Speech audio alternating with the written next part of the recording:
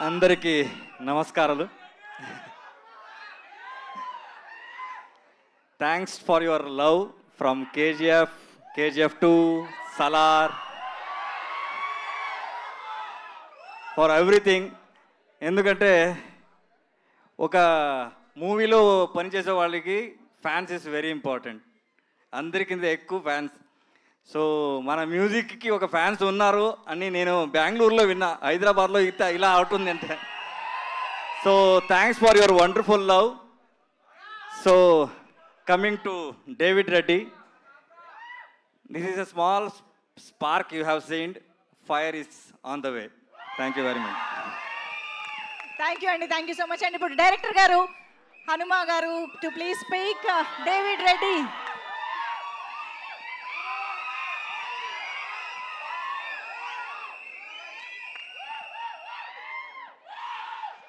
Thank you అందరికీ నమస్కారం అండి. యాక్చువల్గా నాకు మాట్లాడటం కూడా రాదు, ఓన్లీ డైరెక్షన్ చేయడం మాత్రమే వచ్చు. ఇది ఫస్ట్ టైం ఇంతమందిలో నేను మాట్లాడుతూ ఉన్నాను. ఏది మాట్లాడాలన్నా కానీ ఆలోచించి మాట్లాడాలి. దేనికంటే ఈ స్టోరీ అంత పెద్దది.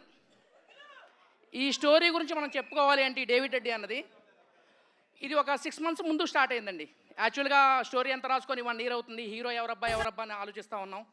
పైన హీరోస్ మనకు దొరకరు, ఇంకెవరున్నారు అని చెప్పేసి ఆలోచిస్తాను. ఒక యాక్షన్ చేసేవాళ్ళు. అప్పుడు భైరవ మూవీ వచ్చింది, సారం చూశాను.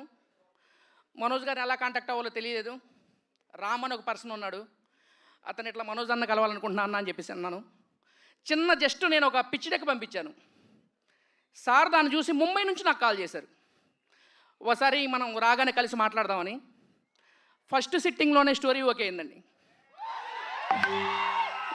నేను అనుకున్నాను మామూలుగా స్టోరీ ఓకే అన్నారు, సార్ ఓకే అన్నారు, ప్రొడ్యూసర్లు కూడా ఉన్నారు, ఇప్పుడు మనకి దీన్ని ఈ సార్ని మోయగల టెక్నీషియన్స్ ఎవరున్నారని ఆలోచించాను. అప్పుడే ఫిక్స్ అయ్యాను నేను, మామూలుగా కేజీఎఫ్ మూవీకి సంబంధించిన మన రవి బసూర్ గారు అయితే నేను సూటబుల్ అని చెప్పేసి. సార్ని అంటే ఒప్పించగలిగాను, సబ్జెక్ట్ చెప్పగలిగాను. మరి మనకి రవి బసూర్ గారు ఒప్పుకుంటారు లేరు అని చెప్పేసి అనుకున్నాను. ఆ సార్ దగ్గర కూడా ఫస్ట్ సిట్టింగ్లోనే ఓకే అయిందండి.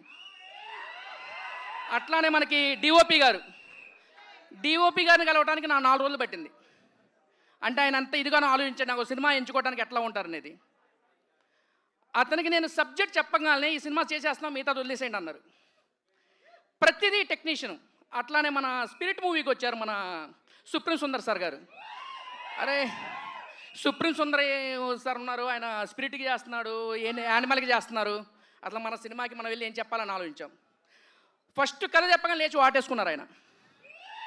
సో నేను ఇక్కడ దీనికి ఏం చెప్పదలుచుకున్నానంటే, ఇది మనం అందరం పాన్ ఇండియా ఈ సినిమా ఆ సినిమా అనుకుంటామండి. ఈ సబ్జెక్టే పాన్ ఇండియా సబ్జెక్టు. మనకు ఒకరే భగత్ సింగ్ ఉంటారు, ఒకరే సుభాష్ చంద్రబోస్ ఉంటారు, ఒకరే డేవిడ్ రెడ్డి ఉన్నారు, అది మనోజ్ గారు.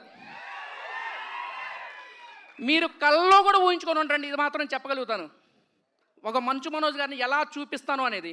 మీకు జస్ట్ శాంపిల్ అంతే. ఇంకా థ్యాంక్ యూ అండి, ఎందుకంటే ఎక్కువ మాట్లాడకూడదు. డెబ్యూ డైరెక్టర్ని. Thank you.